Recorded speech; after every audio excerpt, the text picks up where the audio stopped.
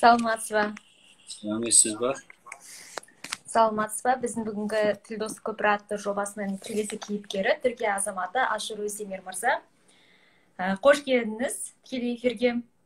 Бұл жобаның басты мақсаты осы қазақ тілін, мәдениетін, тарихын дәріптеп жүрген өзге ұлт өкілдерімен сұхбат болады. Ал енді өзіңіз 1990 жылы осы Түркиядағы Коnya қаласындағы Селчук университетін түрік тілі және әдебиет мамандығы бойынша аяқтаған екенсіз. Одан кейін ең алғаш еңбек жолын осы Түркістандағы Қожа Ахмет Яссауи атындағы университетте бастап, сонда магистрлік дәрежесінде алған екенсіз. Сол жайында толығырақ айтып берсеңіз. Рахмет. 90 жылы Селчук университетінің Türk Dili мен Әдебиет деген бөлімін кафедрасын бітірдім. Одан кейін 92 жылы Түркістандағы Қожа Ахмет Яссауи атындағы университетке келдім. Ол кезде университеттің ашылғанына 1 жыл толған. 91 жылы ашылған. Тіпті ол Нұрсұлтан Назарбаевтың жарлығы, алғашқы жарлығы мен ашылған университет. Сондай бір ерекшелігі де бар. Президент сайланғаннан кейін. Сол жерде 2001 жылға дейін жұмыс істедім 9 жыл бойы. 10 жыл жұмыс жасадыңыз. Енді 9-10 жылға толды, Сосын қазақ тілін де сол жерде үйрендім. Қазақстанға келгенде бір ауызда қазақша білмейтінмін. Менің бақытыма орай қазақ тілінің ең кең тараған ол кезде кең көлемде қолданылатын жері Шымкенттен Түркістан қаласына келуім болған.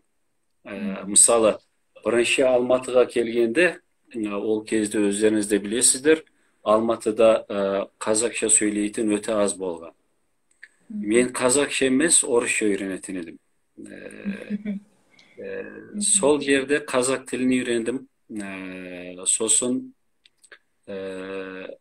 Мекемтас Мырза Ахметұлы ағайдың жетекшілігінде Бауыржан Мамышұлы туралы еңбек жаздым. Сол еңбекпен ғылым магистрі атандым. Сол Түркістан. Сіз осы Қожа Ахмет Яссауида да түркітану мамандығын тамамдадыңыз, қателеспесем? Ол жерде мен әдебиет бойынша ма? Енді магистрлікті қорғадым ол жерде. Әрі сабақ бердім түрік тілінен. Түрік әдебиетінен сабақ бердім. Негізі ол жерде оқығаным тек қана магистрлік. Қазақ әдебиеті бойынша. Қазақ әдебиеті бойынша, Жақсы, енді сол нағыз тура біздің тәуелсіздік алған жылымызда келген екенсіз. Тәуелсіздіктің алғашқы жылдарында келіп жұмыс жасадыңыз. 1 жыл толған мен келгенде. 1 жыл толғанда. Тіпті есімде мен келгенде Алматыға дүниежүзі қазақтарының бірінші құрылтайы болып жатқан. Солды есімде. Енді 92 жылы. Қыркүйек айында келген. Солды есімде. Жақсы. Ал енді осы қазақ тіліне деген, Қазақстанға келем деген ой қай кезден бастап пайда болды? Енді жас кезімізден біз түркі дүниесін аңсағанмен өскен адамдармыз. Ол шынын айту керек. Түркология мамандығын таңдағандан кейін қазақтар туралы біраз білетінмін, бірақ шынымды айтсам Қазақстан қай жерде оны да білмейтін. Өйткені кеңестер одағы болды, жеке республикалар алға шыққан жоқ ол кезде. Маған бірінші ұсыныс жасағанда Қазақстанда, Түркістан деген қалада Ахмет Яссауи атындағы университет ашылған. Ол жерге түрік тілін оқытуға мамандарды шақырып жатыр. Барасың ба десе, дегенде мен бірден барамын дедім. Өйткені мен үшін қызық болған ол кезде. Ата жұртымыз болғаннан кейін қызық болған. Шынын айту керек, көп нәрсе білмейтінмін. Қазақтар туралы, Қазақстан туралы да.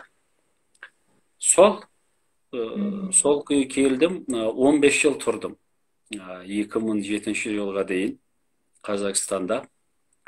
Өкінбеймін, шынымды айтсам, ол кездегі тәуелсіздіктің алғашқы жылдарындағы ауыртпалықты жұрттың бәрі біледі.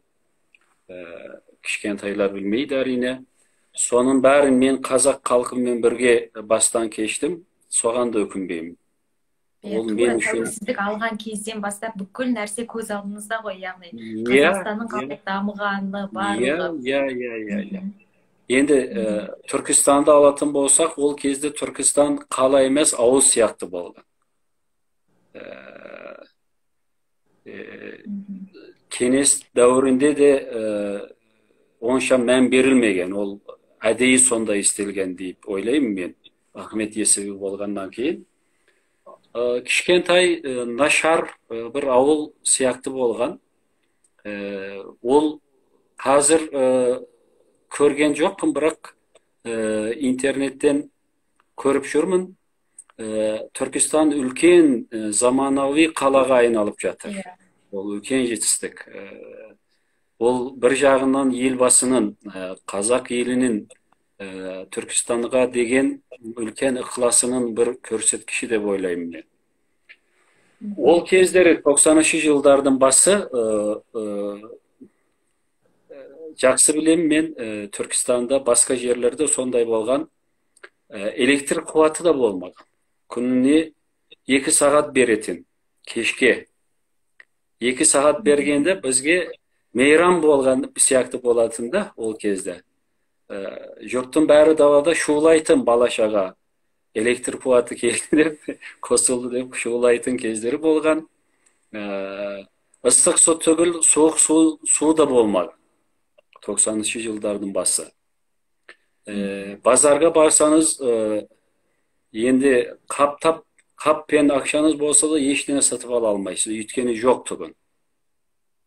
Нан таба аласыз, әрине, ашынан өлген ешкім жоқ, бірақ сатып алатын нәрсе де болмаған. Енді мен 15 жыл бұрын, кешіріңіз, 15 күн бұрын Алматыда болдым.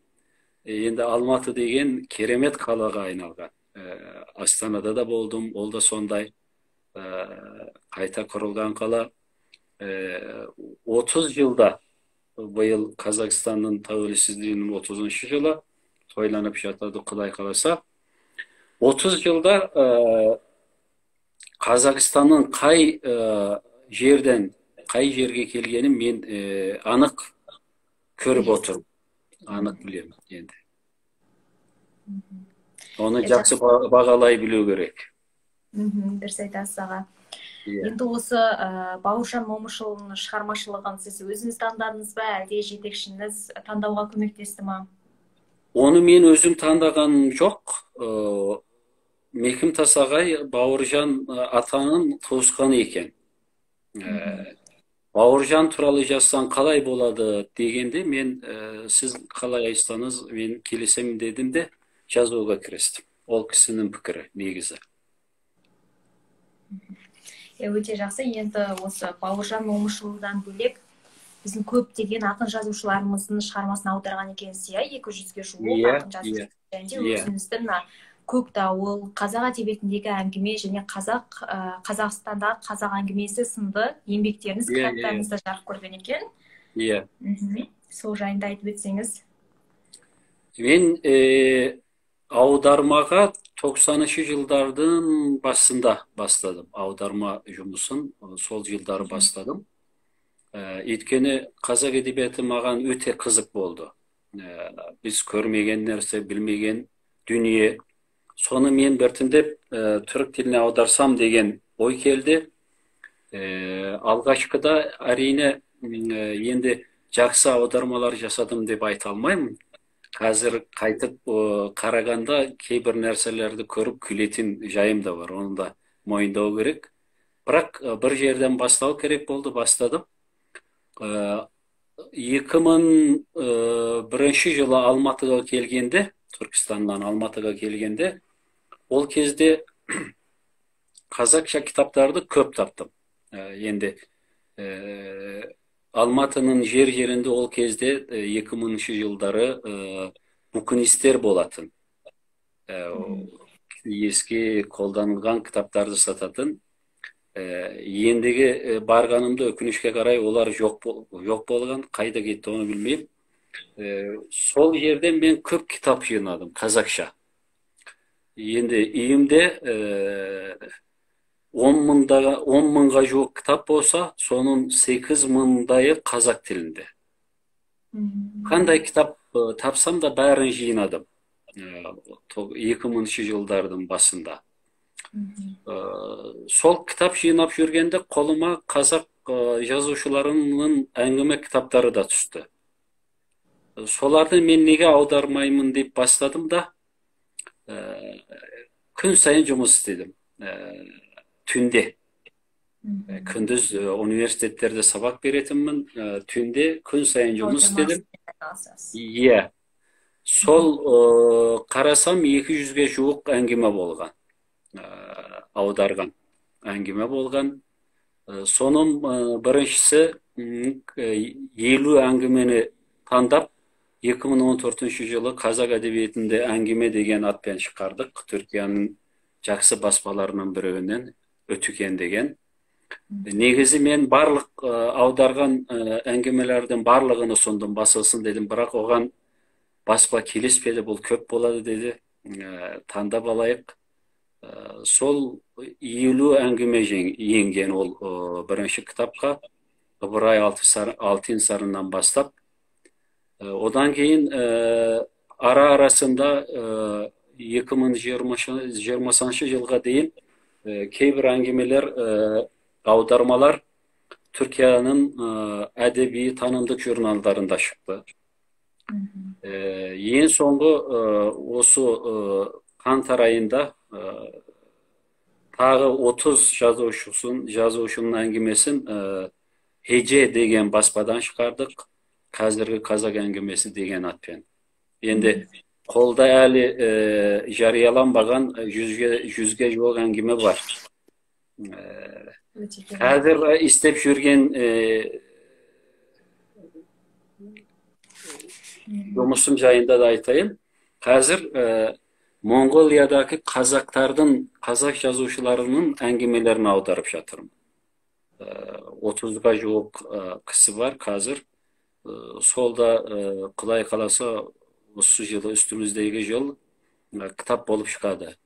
Монғолиядағы қазақ жазушыларының әңгімелері, ол Түркияда бұрын соңды болмаған нәрсе. Одан кейін Құдай қаласа Қытайдағы қазақ жазушыларының әңгімелерін аудармақ ойым бар. Өте керемет, сәттілік тілейміз. Ал енді осы ақын жазушылардың әңгімелерін аудару барысында ең ұнаған өзіңізге жазушы немесе ақын қайсысы, кімді үлгі тұтасыз? Енді әрине Абайды бөлік қою керек, бөлік ұстау керек. Абайдың қара сөздерін де аудардым мен. Абайды аудару қиын, қара сөздерін аудару мүлдем қиын екен, оны білдім. Біраз еңбек етіп түрік тіліне аудардым. Ол да жақында кітап болып шығады, Құдай қаласа. Әрине жаман жазушы жоқ деп ойлаймын мен. Бірақ бір нәрсені түсіндім. Кейбір жазушылар әдебиетке дайын келеді. Мысалы, Мұхтар Әуезовты алыңыз. Мұхтар Әуезовтың 20 жасында жазған әңгімесі мен 60 yaşında жазған әңгімесі арасында көп айырмашылық жоқ. Бәрі сондай жоғары деңгейде. Тілі жатық, күшті, барлық жағынан нағыз көркем әдебиет болып табылады. Әуезов сондай деп ойлаймын. Одан кейін мысалы Мархабат Байғұт деген ағамыз бар. Ол үлкен әңгімеші деп ойлаймын. Қазір өмірде ол кісі, ол үлкен әңгімеші деп ойлаймын. Тахауи Ахтанов, ол да сондай. Одан кейін Дүкенбай Досжанның, оның бір әңгімесін аудардым. Қызыл құмның желі не деп жылайды. Сол жебесін де аударған екенсіз, иә? Иә. Шерхан ағаның әңгімесін аудардым. Ол Қызыл жебесін 5 томдық оны аудардым. Өкінішке орай ол кітап болып шыққан жоқ. Одан кейін Дулат Исабақов ағайдың 7 повестін аудардым.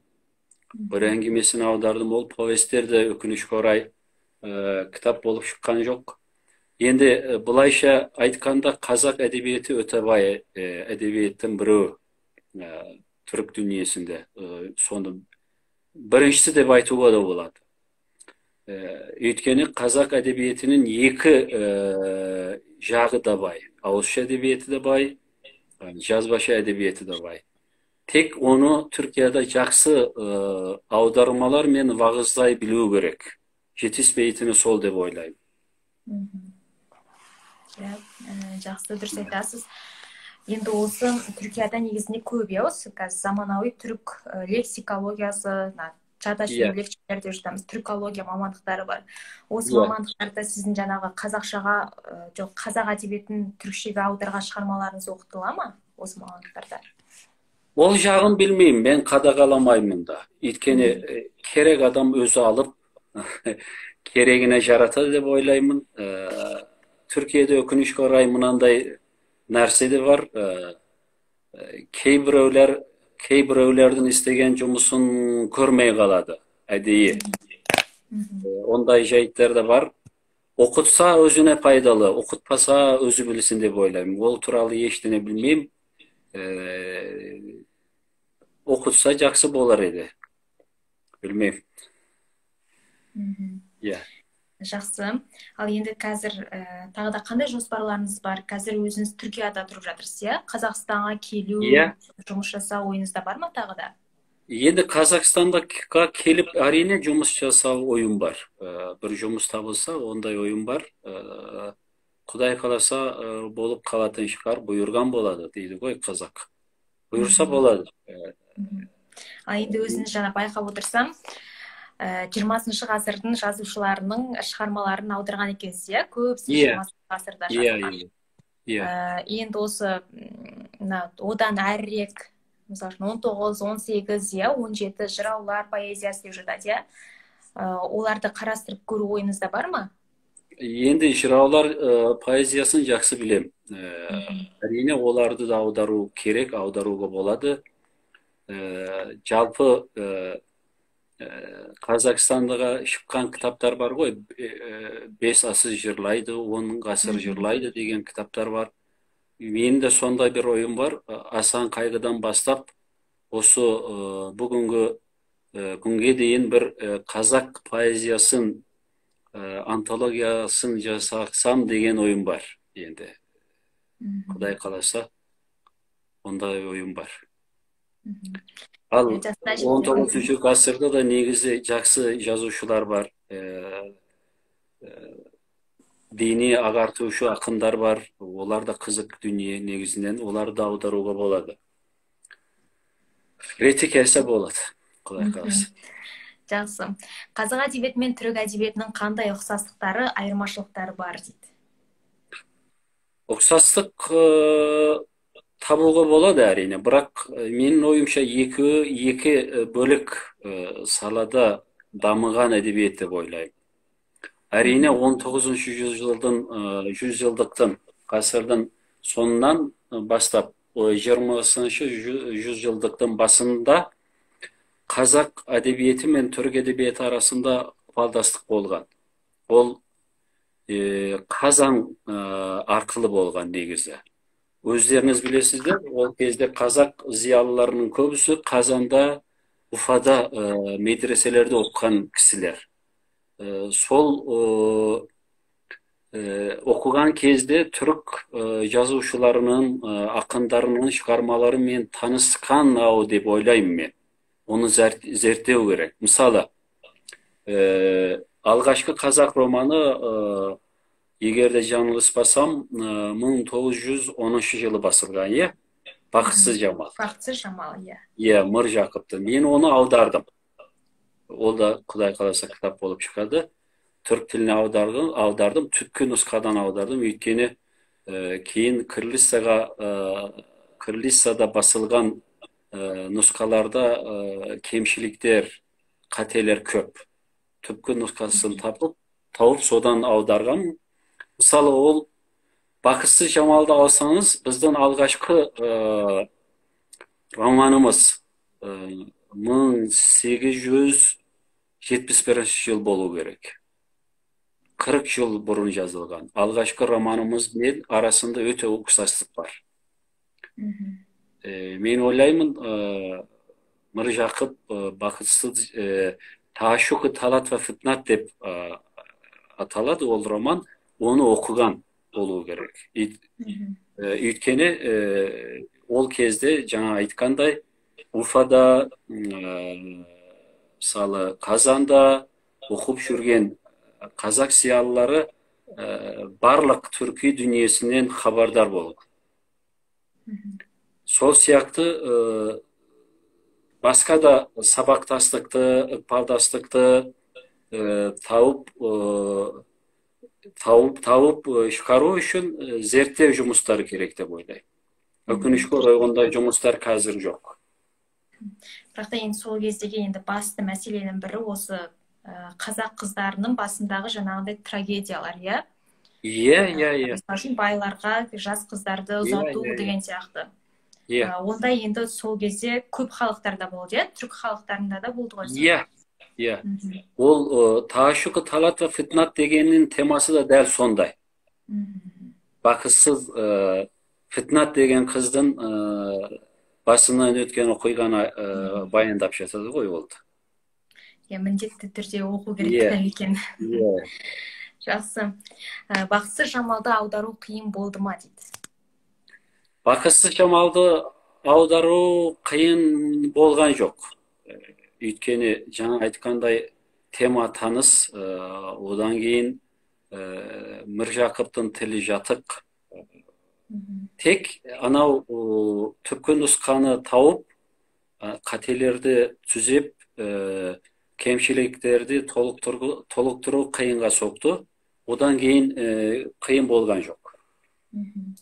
Жалпы өзіңізге ең қиын соққан шығарма қай шығарма болды? Ең қиын соққан шығарма әрине Қара сөздер. Абайдың Қара сөздер. Оны мойындау керек, сол болды. Одан кейін Оралхан Бөкейдің Өз отынды өшірме, оны да аударғанмын. Ол да оңайға түскен жоқ. Ол да қиын, әрине.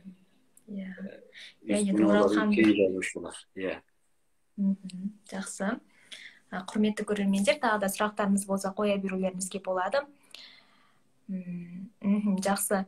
Ал енді осы түріктің мына жазушысымен қазақтың мына жазушы өте қатты ұқсайды шығармашылығы деп кімді айта аласыз? Шығармашылығы ұқсайтын жазушы табу қиын. Оны ашық айтайын. Өйткені екі бөлек дүние екеуі де. Бірақ тағдыры ұқсас дегендер болады. Мысалы, бізде Мехмет Акиф Ерсой деген бар. Ол біздің ұлттық әнұранымыздың сөзін жазған адам, үлкен ақын. Мысалы, соның тағдырымен Ахмет Байтұрсынұлының тағдыры ұқсайды деп айтуға болады.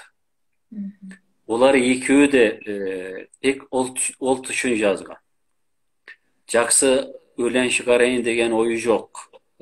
Үлкен ақын болайын деген ойы да жоқ. Тек қана ұлтқа қызмет ету. Ұлт мүддесі үшін жазған адамдар. Мысалы, сол екеуі ұқсайды деп ойлаймын. Бәлкім ойлағанда сондай ұқсастықтар табу мүмкін болар. Бірақ онша қатты ұқсайтын ақын жазушы бар деп айта алмаймын. Мен айта алмаймын. Жақсы. Енді осы Түркияда осы қазақтың әдебиеті қаншалықты таралған? Қаншалықты біледі түркиялықтар? Енді қазақ әдебиетіне сұраныс бар. Тіпті өте жоғары деп айтуға болады. Өйткені оқырман енді Еуропаның, Латин Америкасының, Ресейден әдебиеттерін, шығармаларын оқи жалықты деп ойлаймын. Жаңа соны дүние керек. Ол дүние қайдан табылады? Біздің ата жұртымыз саналатын Қазақстаннан табылады. Қазақстан түркі дүниесінің жүрегі, дәл кіндігінде. Бірақ қазақ әдебиеті Түркияда лайықты дәрежеде танылады деп айта алмаймын, өкінішке қарай. Оның бірнеше себебі бар. Бірінші себебі. Түркияда оның ішінде зиялылар да бар. Адамдардың көбісі қазақтың заманауи дамыған классикалық әдебиеті бар деп ойламайды. Ол өкінішті. Бұл біріншісі.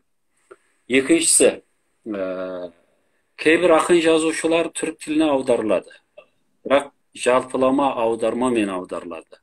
Ол кішкентай бір баспадан шығады, көп таралмайды, оқырманның қолына тимейді. Ол екінші үлкен мәселе. Үшіншісі,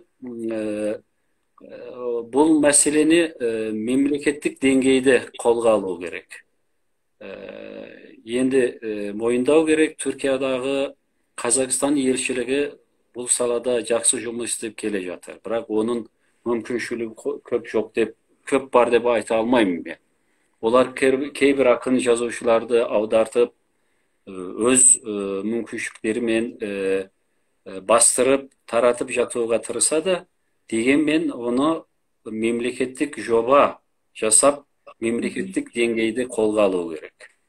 Ең бастысы шығармаларды қазақ тілі мен түрік тілін жақсы білетін адамдарға аударту керек. Өйткені аударма деген тек қана бір тілі басқа тілге аудару деген сөз емес. Бір мәдениетті басқа бір мәдениетке аудару деген сөз. Соны түсінбей, қазақ тілі мен түрік тілі арасындағы ұқсастықты пайдаланып, аудара салатын адамдар қазір Түркияда көп.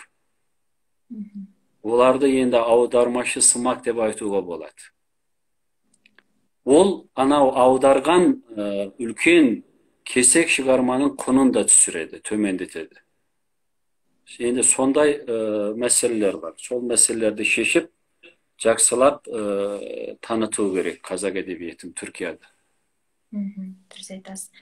Енді осы әдебиеттен басқа тілімізге біздің сұраныс бар ма? Біздің қазіргі таңда осы онлайн қазақ тілі курс өтіп жатыр.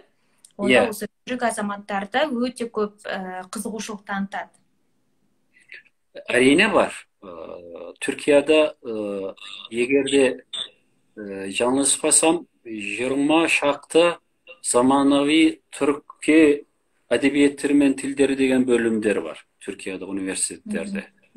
Олардың әрқайсысында 100-100-ден әр курсында бала оқып жатыр. Ол үлкен жаңалық Түркия тұрғысынан қарағанда.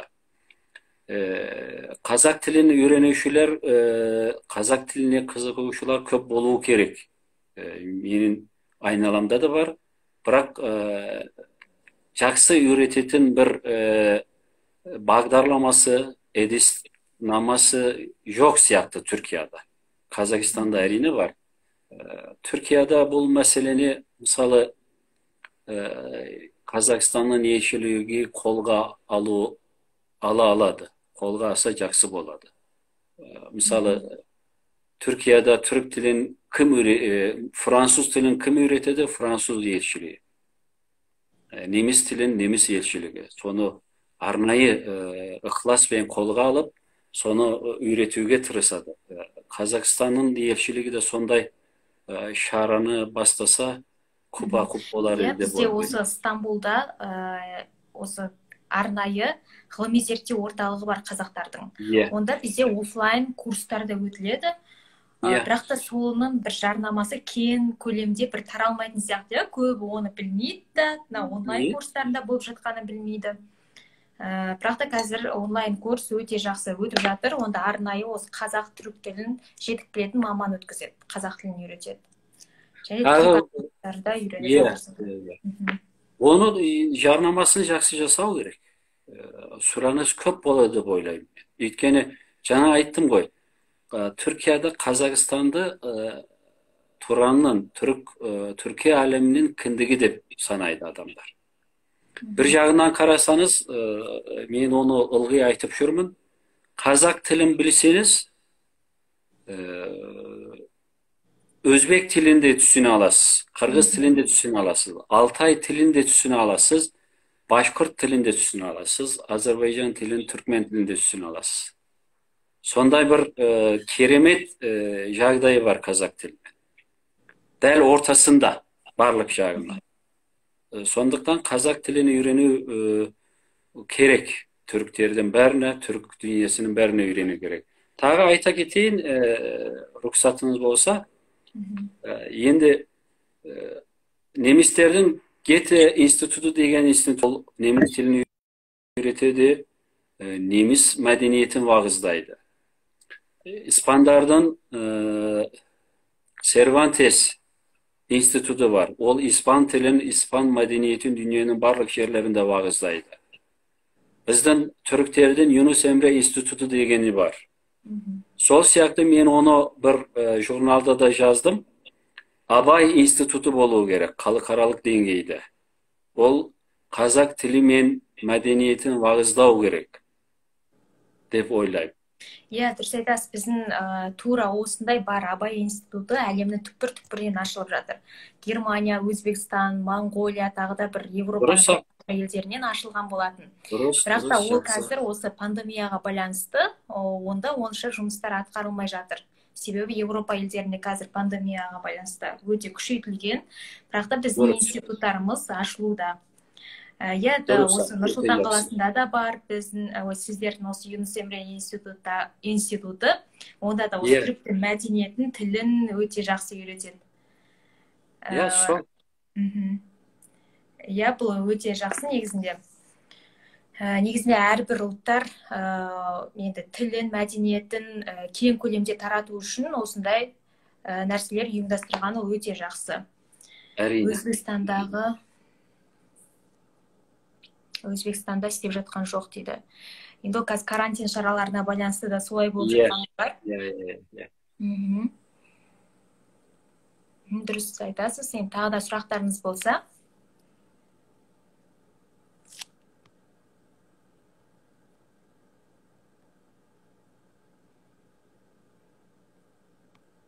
Bir sұрақтар өтіп кеткен, оны қайта қарауға бола ма, болмай ма, білмеймін. Мен сұрақтарды оқып жатырмын. Не туралы болып жатыр дейді, бізде осы бүгінгі қонағымыз Ашур Өздемир мырза, түркітанушы, аудармашы, осы қазақтың ақын жазушыларының 200-ге жуық шығармаларын аударған түрік тіліне. Сұрақтарыңыз болса, қоя берулеріңізге болады.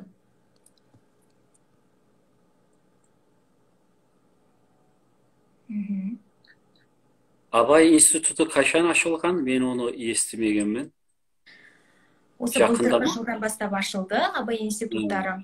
Одан кейін әрбір елде осы диаспора өкілдері бар. Олардың да өздерінің атқаратын жұмыстары бар. Және де мына Анкарада Көкту деген орталық бар екен. Осы қазақтың мәдениетін, тілін үйрететін. Оны да білмеген. Бізде әртүрлі орталықтарда осы қазақ тілі тегін үйретіледі. Біздің қорда да тегін онлайн және офлайн курстар өткізіліп жатыр. Әрбір елде бар олардың барлығы. Дұрыс, дұрыс. Жақсы, бастама.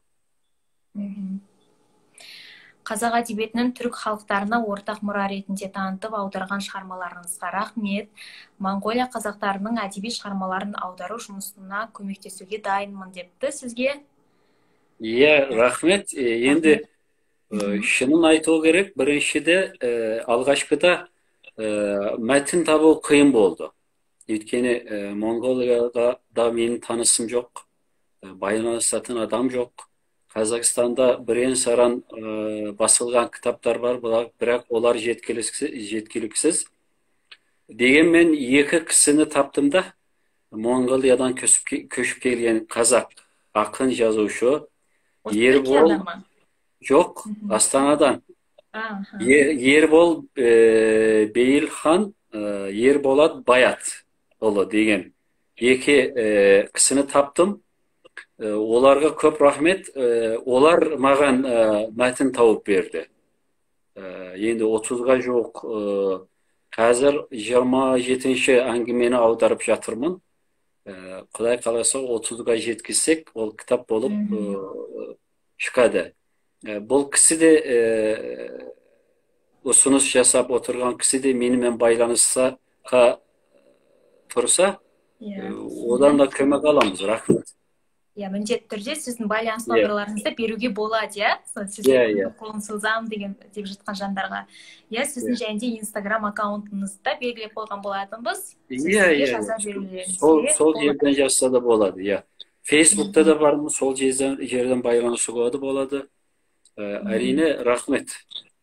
Сізге де үлкен рахмет. Осындай қазақ әдебиетін және де шетелдегі біздің отандастарымыздың да әдебиетін осылай зерттеп, аударып жатыр екенсіз. Бұның барлығы үлкен еңбек. Шынымен де енді Түркия азаматы бола тұра біздің әдебиетімізге осындай бір құрмет көрсетіп жатқанымыз үшін енді үлкен алғысымызды білдіреміз. Ол менің борышым деп ойлаймын мен. Өйткені мен азамат ретінде 22 жасында Қазақстанға келгенмін. Қазақстанда азамат ретінде қалыптасқан адам.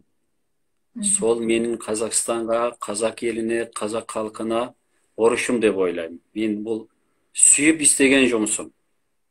Енді өлгенше сол борышымды өтеуге тырысамын.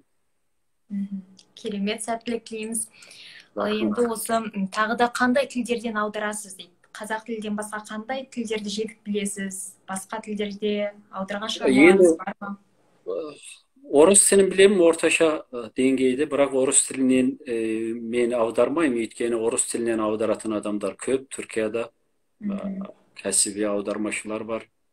Бір кездері өзбек тілінен де аударғанмын. Оны да қойдым. Өйткені мен тек қана қазақ тілінен аударуым керек деп ойлаймын. Өйткені жүз мыңдаған шығарма бар. Өмір деген қысқа. Сол мен қазақ тіліне, қазақ әдебиетіне, қазақ мәдениетіне қызмет етсем деген ойым бар. Басқа тілден аудармын сондықтан. Керемет, жақсы. Енді жаңағы Монғолия қазақтары жайында айтып өттіңіз. Ол кісілерге де осындай бір жарнама жасауға болады, егер де сіздердің шығармаларыңыз болса, осы кісімен байланыса аласыз. Болады. Жақсы. Сізге сәттіліктер тілеп жатыр көрермендер. Рахмет, барлығына. Жылы лебіздеріне рахмет. Жақсы, олай болса бүгінгі біздің сұхбатқа келіскеніңізге үлкен рахмет. Сізге тек қана сәттіліктер тілейміз. Егер де бір осы қазақ әдебиетінен шетелдегі отандастарымыздың шығармаларын аударуға бір көмектер керек болып жатса, міндетті түрде хабарласуыңызға болады. Үлкен рахмет сізге. Сізге де рахмет. Осындай кездесіп тұрайық. Құдай қаласа. Сау болыңыз. Көріскенше. Жақсы, сау болыңыз. Рахмет.